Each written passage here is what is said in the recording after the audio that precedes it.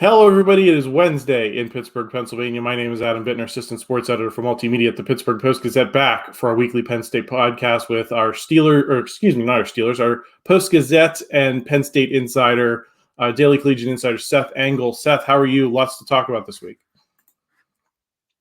Doing well, yeah.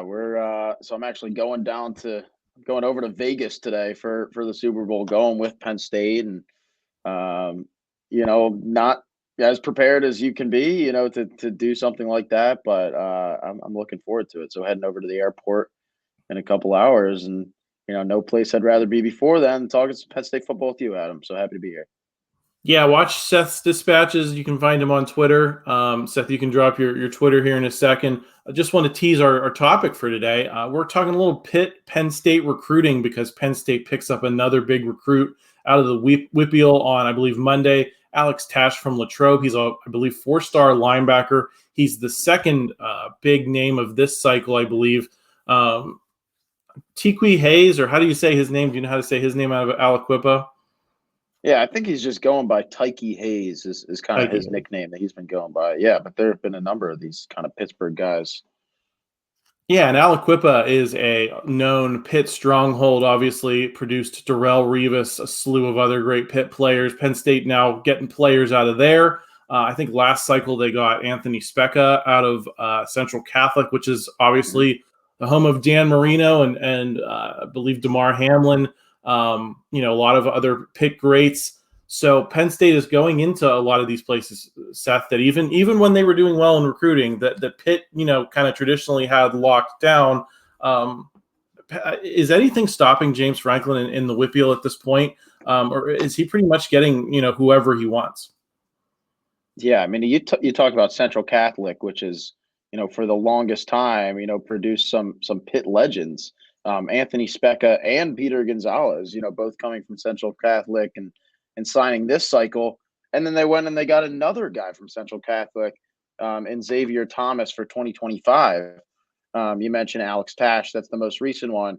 But to me right now, I mean, you're starting to see Penn State just completely dominate, the Pittsburgh area and the WPIAL. And it's just like Pitt's not even putting up a fight here.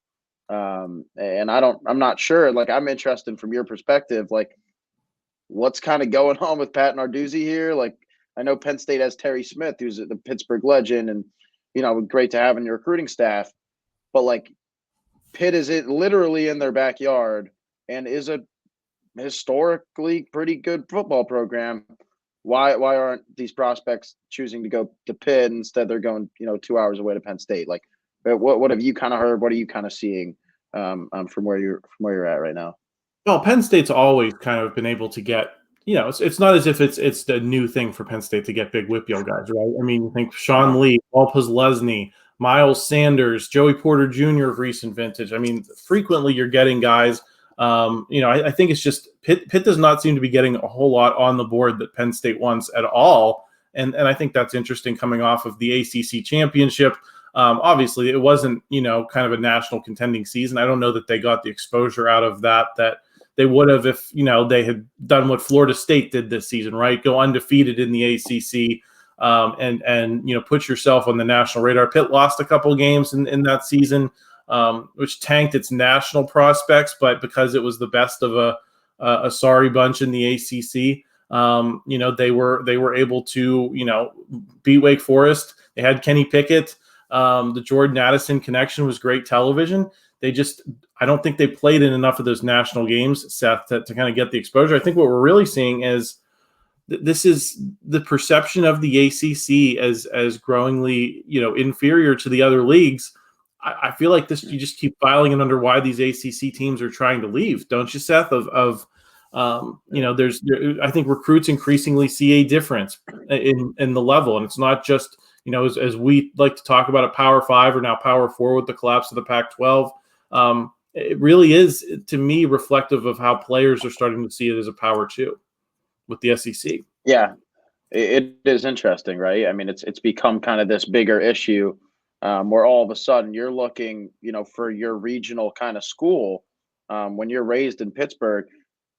And maybe that school for the longest time has been the school that's literally in your city. But now it's starting to say, well, okay, well, Pitt has kind of fallen behind Penn State just based on the kind of alignment of the conferences. And I do agree with the ACC kind of falling behind there. If you're a top football recruit, you're going to want to go to either the SEC or the Big Ten. And if you're in Pennsylvania, to be able to go to Penn State and have an opportunity to play against not just Ohio State and Michigan now, but also USC and Oregon and UCLA and Washington, that says something, and I think it does kind of translate to, like you mentioned, when you have these nationally televised games, that's a big deal when you're trying to get drafted into the NFL, when you have that dream. And I think when kids are coming out of high school, they all have that dream. Everyone wants to go to the NFL. And I do think that Penn State probably gives them, the best opportunity to do that just based on the amount of time they're going to have on the screen. Pitt fans hate how you bring up attendance as well, but at this point, I think it's impossible to ignore that Pitt plays its games against or in front of about 30,000 people, even the biggest games. I was there for the game they clinched the Coastal Division against Virginia a couple years ago. The upper deck was mostly empty, and listen, the people who were in the stadium were loud, raucous. They were having a good time. They enjoyed themselves. They cared. It was a great atmosphere on that lower level at Acrisure Stadium, but you could tell that there were a lot of people not there, and I think a lot of prospects look at that and say, "Man, this does not feel like the big stage that it was even 15, 20 years ago when Pitt moved to Acrisure Stadium." You remember those sold out games against Virginia Tech, sold out games against Miami. I remember the Cincinnati game in 2009 when they had the chance to win the Big East. There were 65,000 people there. That was not Penn State. That was not West Virginia. Not these rivalry schools that always bring out fans of the other schools. That was 65,000 Pitt fans packing the stands, and you just don't see that. And I think the ACC is a kind of a mark against that as well, Seth, where Pitt fans just have never had the juice for a game against North Carolina. They've never had the juice for a game against Duke. They've never had juice for a game against Virginia. These schools that they're not familiar with, that aren't traditionally football powers. I think they struggle to get the city to care about them in the same way they cared about a West Virginia, a Rutgers. Cincinnati is a kind of a regional opponent. That old Big East magic just does not seem to be there, no matter what Pat Narduzzi does, whether he's winning ACC championships, whether he's going 3-9 like he did this season. I think at a certain point that has to weigh on Pitt, especially when you compare it to Penn State kind of having, just unbelievable atmospheres every weekend. Yeah, I mean, imagine you're a recruit 1 week, you're going to a Pitt game at home, struggling to bring fans in. And the next day, I mean, it doesn't matter whether it's the whiteout game or whether it's like Ball State. Like Penn State is going to probably have 100,000 people in that stands, maybe a little less if it's a bad opponent. But if you're a recruit, like Penn State's worst kind of attendance is still going to look better than, maybe some of the best at Pitt. And I think that, it totally weighs. I just think the whole experience of going to a Penn State game, like that's a thing. And most of the guys that are probably committing to Penn State, if they're that close with the coaching staff, they're probably getting an invite to that whiteout game. They're not missing it. So that game alone, and we talked about this, how big it is with recruiting, just that game.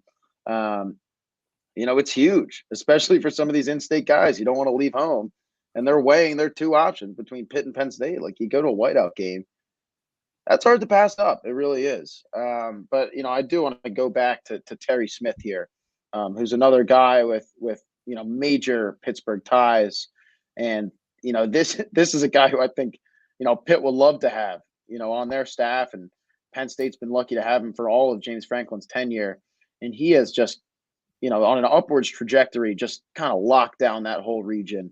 When I talked to Anthony Speca and Peter Gonzalez, the two Catholic kids who signed, they talked, glowingly of Terry Smith and, kind of what his relationship means to them. And also, to the coach over there, this is just a guy who wants to bring Pittsburgh to Penn State. And he's done that. And it's only gotten better, and we're just starting to see that even more. But every Pittsburgh kid you see here, it doesn't matter if it's offense or defense, Terry Smith has a hand in something there, just because he is Pittsburgh and he's a legend over there. And it's pretty incredible what he's been able to do. I think we got to shout out Justin King in that same vein, Seth. He's been on this Post-Gazette Sports Now YouTube channel frequently. He was involved in the program for a period of time under Terry Smith, and he's another guy who has connections, especially over on that east end of town. That definitely laid the foundation. Had a close relationship with Joey Porter, and those things I think matter as well on the personal side. Seth, is this the recent dominance of Penn State in the region kind of another example of why James Franklin's going to be reluctant to put Pitt back on the schedule? Because for a long time, I think the notion was Pitt would put up enough recruiting wins that you could make an argument that it would help Penn State in recruiting the WPIAL to come in and beat Pitt, to establish its dominance, to kind of do go back to that 70s 80s era when the rivalry was in its heyday. Of often the top recruits would choose where they went based on who would win the rivalry game. Now Penn State has the dominance without having to win. Obviously, they won those 3 games in 4 years between 2016 and 2019, including the last 3. So I think that helped establish some recent dominance for players to remember. But increasingly, it just feels like there's less upside. As much as that bothers me as someone who loves the rivalry, who wants to see it played, who's not like your average Penn State fan who says, we don't need a rival, we're unrivaled. I want to see that game, but as long as Pitt's not putting recruiting wins on the board, I think it gets harder to justify. Yeah, I think fans would love to see it because it's historic and it's fun, and it's been played for however long. But James Franklin has a point. I know people hate to hear it, especially Pitt fans, whenever Franklin says that, there is no point to kind of play the game, but there really isn't. And we've discussed this, a few times now. And I think recruiting is a good example of why he doesn't have to do it. It's just why, if Penn State is already dominating Pitt on the recruiting trail, like you mentioned, like what they have to gain from a win, when they actually play. Like recruiting is just as much a game, if not more, than when they actually play head to head. And there's just really no incentive for Penn State, if they were to play that game. And they, like we've said, it's just, you don't really want to put, even a remotely decent non-conference team on your schedule now. You can't do it. Maybe Pitt can do that because they're still playing the ACC schedule. But now Penn State, when you're adding, like USC and Oregon and Washington, to your potential schedule year in and year out, you don't want to add a Pitt. You don't need to do it. Your schedule is good enough. It's not like the committee sees that. It's not like they're going to be like, oh, well, you didn't have a tough non-conference team. It's like, okay, well, you already played like 5 ranked opponents in a given year. There is nothing that Penn State gains from playing Pitt. It's the same thing that it's been the past couple of months and past couple of years even. And I just think that this recruiting dominance kind of shows that even more. What does it mean for Penn State, though, Seth? Because I think one of the frustrating things from a local perspective is that the WPIAL's not turning out the amount of Division I talent, future NFL talent that it did for much of my life. Certainly going back to the 70s and the 80s, this was a very fertile recruiting region. Now Penn State, for all this dominance we're talking about, is getting like 2 kids per class out of Western Pennsylvania. Is that a net negative for Penn State that you've established your dominance in the WPIAL, but there's just not as much to get out of the region as there once was? How do you look at that as Penn State has to recruit more regionally and nationally to stay relevant rather than being able to rely on getting a Sean Lee or a Paul Postlesny in every class? Yeah, I mean, doesn't everyone though? Like that's just part of the game now. Is football is a national game. I think that the core of building in your backyard is important, though. And I think that's something that Penn State's wanted to keep through all these changes in college football. And they've done a good job of it, especially over the past couple of years of, really dominating the state. It's been, 3 or 4 years in a row now that Penn State's had the number 1 recruit in Pennsylvania. I think that's something that James Franklin was trying to accomplish, since he took the job. And that was difficult because for a couple of years, right around, 2011, 2012, 2013, like these Pennsylvania recruits did not want to go to Penn State because no one wanted to go to Penn State. So the fact that Penn State's been able to establish that dominance again, where it sits, and then kind of make the core of its class, and then be able to reach outward with these coordinators and assistant coaches like Jaywan Sider is just a Florida guy through and through, kind of recruit the South, and they're starting to venture west a little more too. I think Penn State is kind of doing a good job of balancing, bringing in the guys that you have to bring in, that you can recruit, most often than other people. Like, these are guys that can come to games every single weekend because they're right next to you. But then also bring in some guys from the South and the West. I think Penn State has done a good job of that, and I don't know if Pitt really has that same core of being able to, kind of establish themselves as a legitimate Pennsylvania recruiting hub. Yeah, especially when you just don't get those kinds of games, and you're not Pitt hasn't been, solid enough for long enough to put themselves in that game. I think of that Clemson game they had at home during the ACC title run. They got some buzz from that. They need more games like that, though. Penn State knows they're going to have one or two games like that on their home schedule every season. Pitt doesn't, and I think that's where, the ACC has harmed them a bit, compared to the Big East days. Seth, I want to move on. Got a couple other Penn State topics to throw at you. Quickly, anything stand out to you from the Senior and Shrine Bowls this past weekend? We spent a lot of the last episode talking about them. What did you think of the Penn State guys who were out there for those games? Yeah, it was kind of along the lines of what we talked about and the names that we kind of brought up. Adisa Isaac was actually named, Louis Riddick's MVP of the Senior Bowl, which is, that was the name that I think we were maybe talking about most of all, of this guy who could really use a jump and really use this week to showcase some of his skills, and he did that. This is a guy. I'd be surprised if he drops out of the second round, in my opinion. Like, I think he's one of the best edge rushers in this class, and for him to be able to show that in front of these NFL scouts at the Senior Bowl, I think is huge for his stock. Theo Johnson's another guy at the Senior Bowl who I think really, showed some people what he's capable of, outside of the Penn State system with a split room of tight ends and, having to share kind of some of those targets with Tyler Warren there, and, being able to be his own player for a week. I think he looked good. Opposite that, Kalen King didn't look so great. He was burnt a couple times. Tez Walker from UNC actually called him out a couple times. I don't know if you saw those videos, and said, I want to go against this guy, and completely burned him. Not even a chance. So I think that's a guy who at one point, projected first round pick. As we near the draft, I don't know. It could be somewhere from 3 to even 5. But that's just what I'm reading on, and those 3 names were probably most significant for better or for worse. Seth wanted to get into winter workouts too. They started early this week. Who are some guys you think need to show the most growth this offseason for Penn State to kind of take the next step, not just compete toward the bottom of this expanded 12-team playoff, but maybe compete for a top 4 spot, a bye, and really make some noise in the Big Ten? Yeah, I mean, to start off, the whole receiving core, like everyone, and this is the same thing that we were talking about, I guess, last year, but, Keandre Lambert-Smith is still on the team.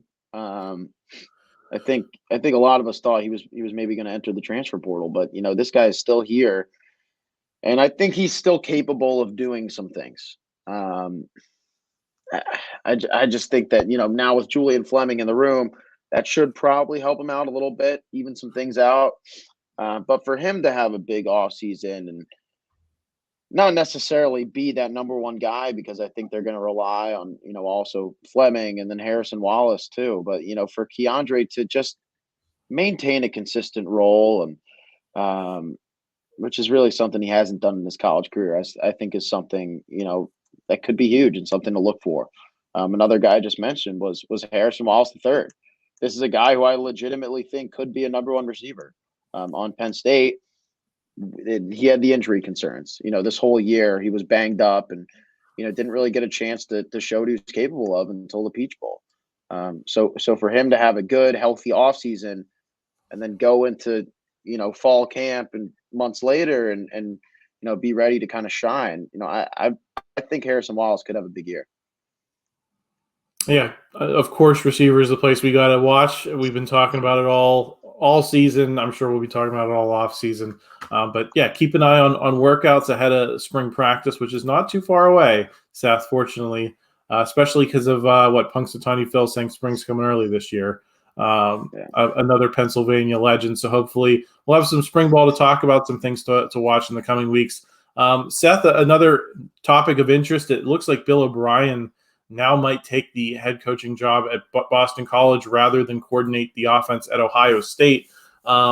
It's unofficial, I think, at this point still. I hadn't seen anything official, but what would that mean for Penn State if he ends up going from Columbus to Chestnut Hill? Is it a net positive, net negative? Because I think a lot of Penn Staters would not have liked to see Bill O'Brien wearing Buckeye scarlet and gray.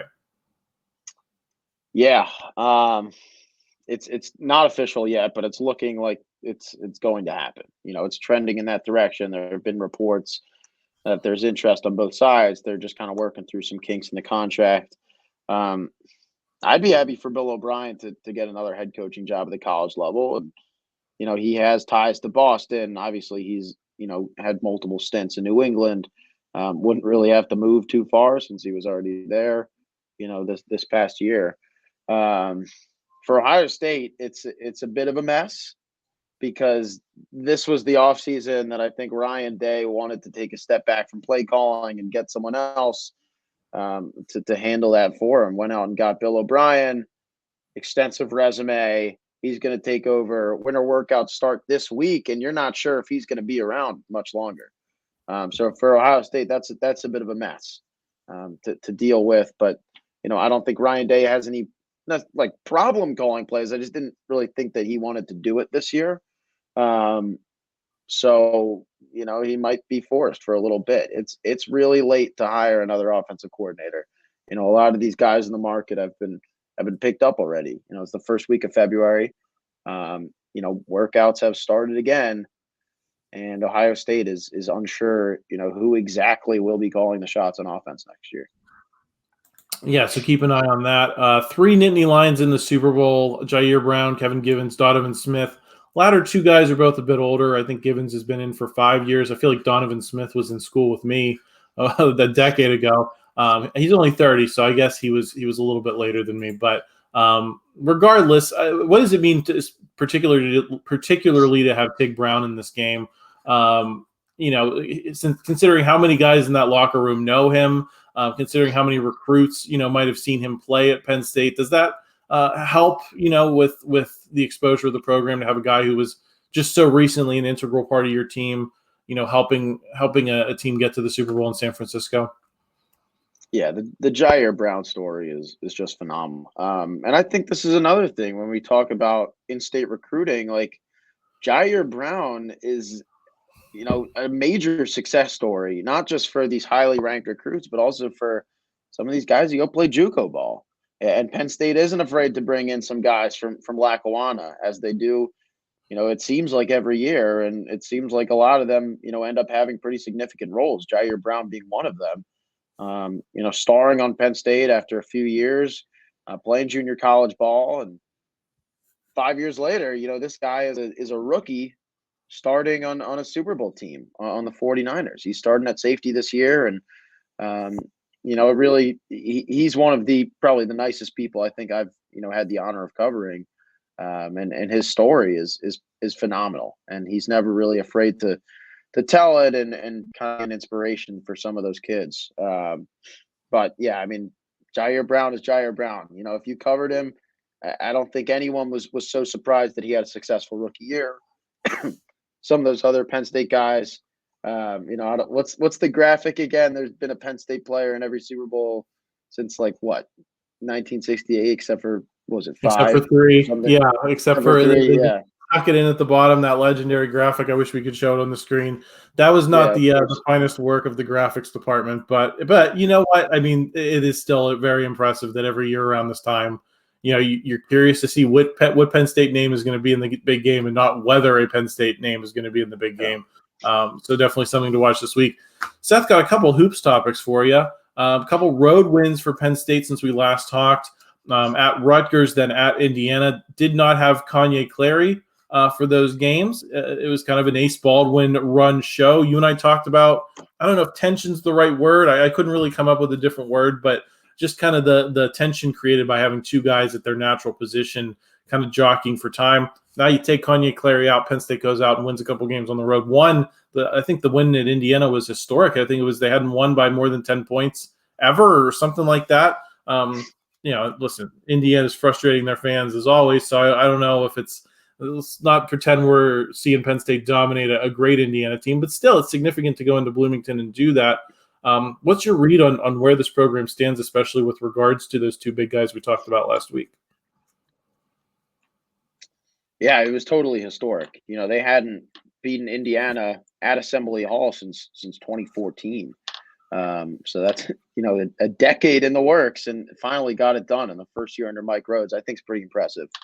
And, to also go into Rutgers too and, get the job done. And like you mentioned, doing both without the leading score, that's difficult to do, but this does feed into our conversation last week, like being able to kind of share the rock when you have two guys who are definitely both able to be the number one guys. How do you share that?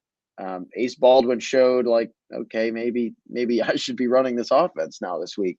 But Kanye Clary obviously still capable. So I'm interested to see what happens moving forward, because Penn State played some of his best basketball of the year without Kanye Clary playing. And Ace looked spectacular. I was honestly surprised that he didn't get any looks for Big Ten Player of the Week. He was just phenomenal on both sides of the ball on both of those road games. But this could be a turning point. Mike Rhodes went into the week not having a single road win. He leaves with two straight.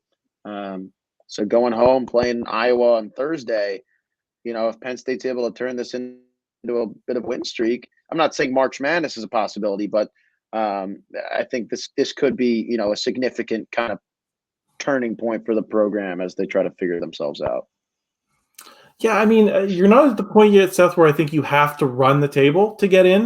You got 11 losses. You still got a lot of big potential wins on the table. You have that Wisconsin upset. You can imagine a March Madness. At least the math is still there, I think is what I'm trying to say. I don't know if I'm a believer yet that they can do what they did last year and get hot at the right time. I think they'd have to be getting hot for a lot longer than they did last season. Last season, they really only needed that really strong March to get in. Now you're talking about a month and a half of maybe you can drop one or two before the Big Ten tournament, maybe three if you're really lucky. It's still going to be some pretty heavy lifting.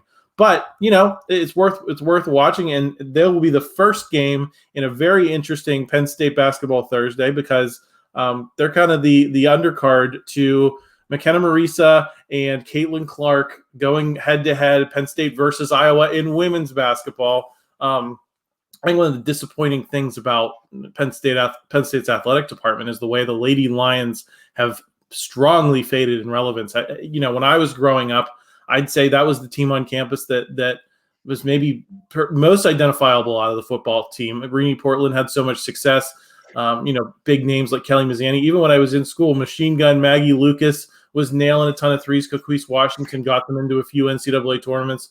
But really for the last decade, Seth, this program has been irrelevant on campus. Now you have I think they said Makenna Marisa's one of only 3 2,000-point scorers along with Caitlin Clark. So this is a very interesting head-to-head matchup. You're going to have the lead-in of an audience that's already watching Penn State basketball at 7 o'clock. So hopefully there are a lot of people that stick around to watch the Lady Lions as they're making a real, I think, strong run at getting back to March Madness. Does this have a chance to be a program-defining win for that group? Oh, absolutely. I mean, that Iowa team with Caitlin Clark, who is, I think it's pretty safe to say, the most dominant college athlete on the planet right now, maybe the most dominant we've seen in, I don't know, over a decade. maybe more. She's been outstanding, and that Iowa team is just completely dominant. But Penn State it's interesting, right? I don't follow the Lady Lions too closely, but this was a team that was doing all these great things this season, with Marisa and the rest of that squad. That was before, one of their best players kind of got back, who was, one of their transfer portal additions, and Ashley Owosu, who came back, only maybe a week or two ago. So for her to now be playing, and she's starting and playing really well, that adds a whole other component to this roster that wasn't even there previously. And I think it is a testament to how kind of Penn State ran the transfer portal this year, to be able to get someone like Owosu. And then there were some other transfer portal additions in there too. I think they kind of recruited in the portal, maybe, better than most women's basketball teams in the country. So if they're able to beat Iowa, this is a game I'd very interested in watching. If they're able to beat Caitlin Clark in Iowa, that would be, absolutely historic and certainly fun for that program. It'd be seismic, especially, I was watching the women's Final Four last season and thinking, man, I mean, these were games Penn State used to play in every year, and they're not. Yeah. And at a time when ESPN's really trying to focus women's sports, put them in the spotlight. And I shouldn't just say ESPN. Fox had Caitlin Clark on Saturday night in their primetime slot.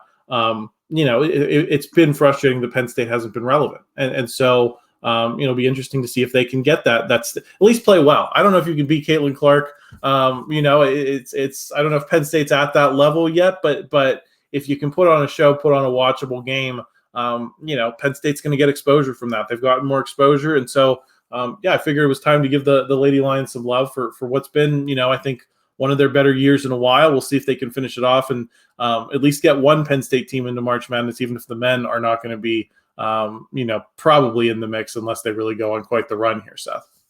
Right. Yeah, they'd probably have to win out, maybe drop one or two. But I don't know. It's unlikely, but, we'll see what happens. We've seen crazier things. So Penn State hoops. Yeah, big. I can't remember a back-to-back Thursday night like this ever, Seth, where, there you had it's going to be Penn State for 4.5, 5 hours on the Big Ten Network. So you can just kick back at 7 and watch a couple of games. Hopefully they will be entertaining. Seth, any final thoughts on the week before we wrap up here? No, that's it for me. Thanks, Adam. Well, Seth, travel safely to the Super Bowl. We'll be watching your dispatches from there, and hopefully we will talk to you about the whole experience again next week. Yep, sounds good. Take care, everyone.